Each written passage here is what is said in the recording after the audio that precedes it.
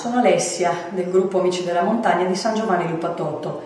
e sono qui per presentarvi la prossima escursione che sarà il 16 marzo, domenica 16 marzo.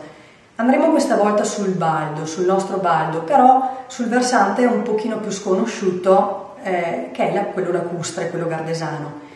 Partenza alle 7:30 dal solito piazzale antistante le Poste di San Giovanni e inizieremo la giornata con la nostra consueta colazione sulle sponde del lago, dopodiché lasciate le auto a Sommavilla, sopra l'abitato di Assenza, inizieremo a costeggiare un torrente in secca dentro il quale poco dopo ci caleremo.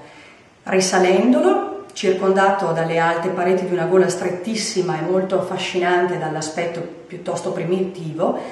arriveremo al cosiddetto Balotta Cavia, che è un enorme sasso di pietra calcarea incastrato a mezz'aria tra le pareti della gola. Torneremo poi sui nostri passi e raggiungeremo il sentiero principale,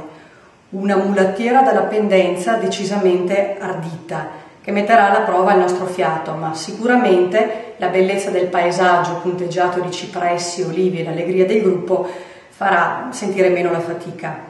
Arriveremo in questo modo all'eremo dei Santi Benigno e Caro a 834 metri,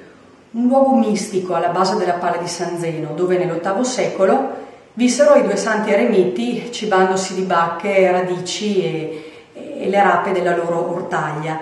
e visitati spesso da Pipino, re d'Italia, il figlio di Carlo Magno.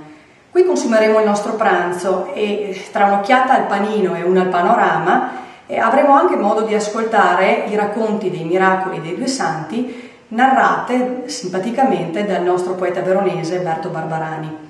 Rimesso lo zaino in spalla, ora l'escursione si fa meno faticosa e in poco tempo attraverseremo la Val dei Mulini fino a Porta del Vescovo, punto più alto della nostra escursione a 870 metri. Da qui Malgaffiabbio, con uno stupendo panorama